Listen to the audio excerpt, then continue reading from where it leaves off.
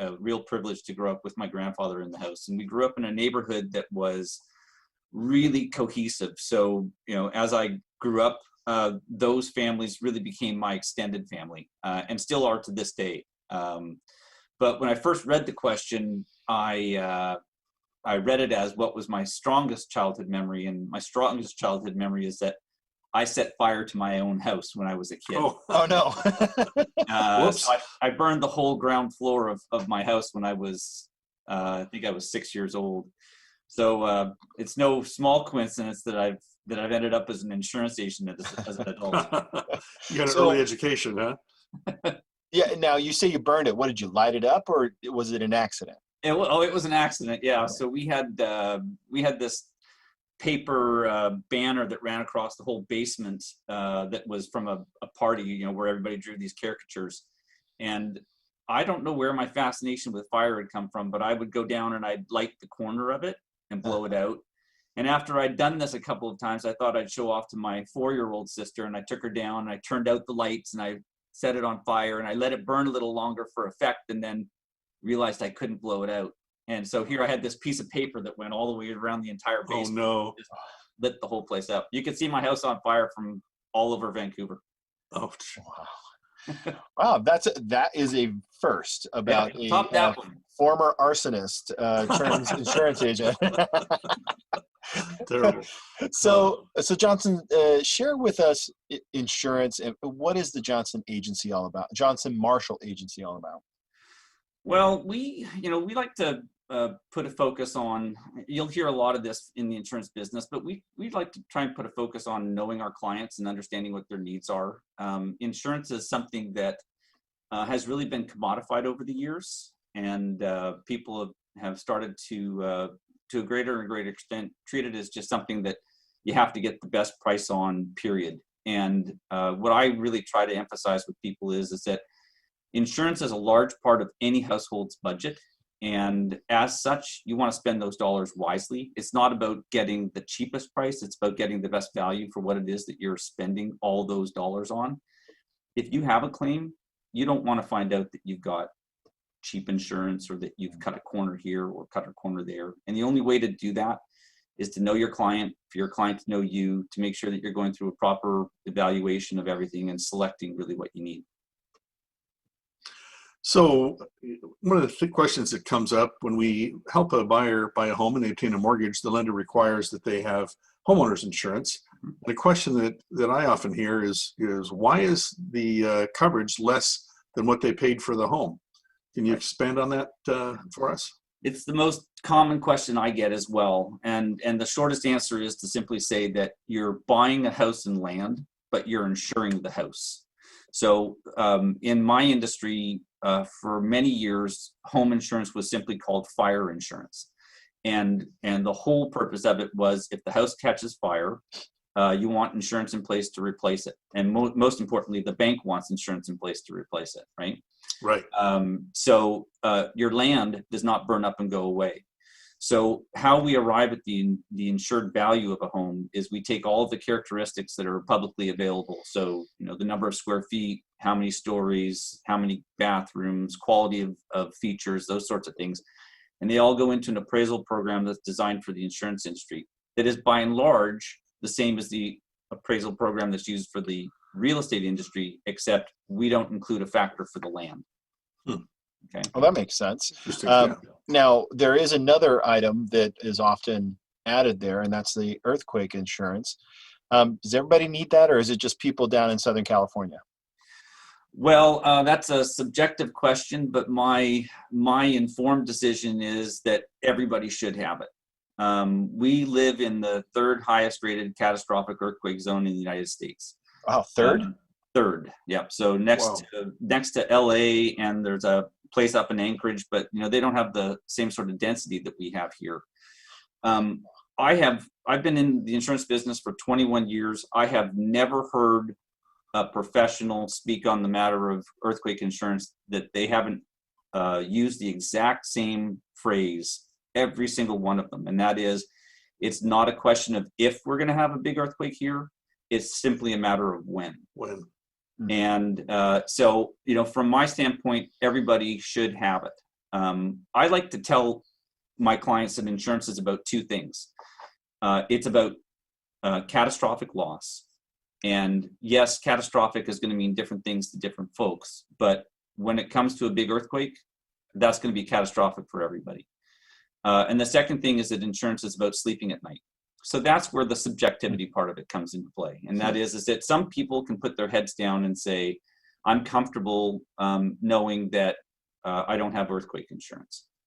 But the biggest thing that I find is that people make what I call non-decision decisions. So all insurance, it's not a very sexy thing. It's not like buying a new car. It's not like buying a new house. It's not like buying something new and exciting for yourself. And so when they are talked with about earthquake insurance, as often as not, people's reaction is to say, I'll think about that. I'll make a decision next year, those sorts of things. And what they don't realize is that they're making what I call a non-decision decision, because you've really decided not to do it. Instead of, making a decision, either you want it and need it, or you don't want it or don't need it. So Johnson, when one of your insureds suffers a loss, what's the point where they should or should not file a claim, and why or why not? Well, it's really all about math. Most of us have learned the hard way when we were younger that you don't want to file a claim for every little car accident ding that you have, because you file a claim for something small and your insurance goes up and it ends up costing you more than if you'd just gone out of pocket to take care of it. And that's really the truth of all insurance claims, is that you want to take a look at them and say, is this catastrophic? So as I said before, catastrophic means different things to different folks. I've had some folks that have had $30,000 losses and they've said, we can afford to take that, and they don't file that claim. I've had other folks that have had $800 losses and say, I just can't afford it. So they have to file the claim. So catastrophic is going to mean different things to different folks. But the most unpleasant conversations that you can have with people is when they file a claim and then they find out that that claim is costing them more in the long run. Right? Wow. So, my industry doesn't operate in a vacuum. There are all kinds of factors that go into determining how my industry works. But at the end of the day, it's all about profitability. We're in this business to make a profit. And bless you. Thank you. And, sometimes it's about how the market is returning. Sometimes it's a factor of how losses are aggregating for the industry. But there are times when my industry is more profitable and less profitable. And when we're less profitable, we have less of an appetite for risk. So you all in the real estate business will remember 2001. 2001 was a terrible year in the homeowners insurance market. And you'll remember that it became such a problem to get insurance on homes that they started to write it into the purchase and sale agreement. Right, I remember that. People had to have insurance in place before the purchase was finalized, right? Because it was torpedoing deals. Back at that time, I use as an example, I had a client that filed a claim with another company. They non-renewed him for filing the claim. He came to me, and the only carrier that we could get charged him thousands of dollars more a year, and he didn't have a choice. He had to take the insurance. So over the course of 3 years, it was in excess of $10,000 that one claim cost him. Wow. So that's an unpleasant conversation for anybody to have. So you always want to make sure that you understand the math of it, right? Right. That's right. Now, another kind of surprise could be something that isn't covered. So what are some of the most common things that homeowners assumed was covered but wasn't? Well, I'm going to choose my word carefully here, but when we have that big earthquake, that's going to be the single biggest thing that's not covered. I mean, most people don't carry earthquake insurance, and it's the biggest problem that I think that we have coming our way here. But independent of that, probably the single biggest thing that's not covered is water. All homeowners insurance policies are by and large the same. We're written off of the same skeleton, and then different companies will put little tweaks and little bells and whistles, but as a general rule, we all operate on the same structure. And so what you'll find is that you're covered for what's called sudden and accidental discharge of water. That means a pipe burst. And what you're not covered for are things like water intrusion or leaks. So it's a really common thing for somebody to call me up and say, hey, we were doing a remodel on the bathroom and we pulled the bathtub out and oh my gosh, there's all this rot underneath and I need to file a claim. My contractor tells me it's going to cost us $15,000 to fix this. A leak is something that's easily determined by examination because you'll see that the wood has rotted over an extended period of time, that there's discoloration to the wood and mold and all those sorts of things. Leaks, water coming in from a crack in the window or from a faulty roof, those are the things that are not covered, and I get those questions all the time. Wow. What are the biggest changes you've been seeing since coming into the business? My business is radically different from the day when I came into it. The things that people will be pretty familiar with is that there's been the introduction of the use of credit, and customers hate that. The insurance commissioner is not too keen on it, but it is one of, if not the single biggest predictor of loss in this industry, and this industry is about predicting loss. So that's a big one. The use of algorithms has changed it a lot, so that it's a lot harder to determine, where somebody's rate is going, because it used to be that it was tables, and I could literally and easily look at the table and say, well, okay, this factor is going to affect your rate this way. Nowadays, they're much more complex than that, so it's harder to predict the future for the client. And then the last thing is what I call the Geikification of the industry. And I sort of talked about this before. It's being beaten into everybody's head all the time that, give us 15 minutes and we'll save you 15%. But when I take a look at those policies, I see sacrifices and reductions in coverage that people didn't even realize that they were making. And to their peril. Those are short-term gains and long-term losses. Johnson, tell our listeners and viewers how to reach you.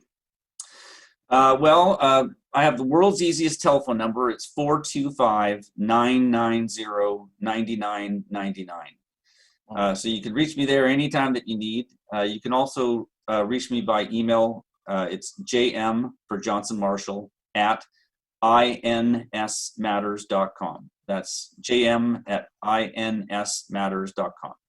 Johnson, thank you for coming on the show today. Really appreciate your insights. Great to join you guys. Thanks so much. Remember that all the segments of our show are available to watch on our YouTube channel. If you're interested in learning more about any of our guests, please subscribe. Join us after the short break for some final thoughts and something fun to do. We'll be right back.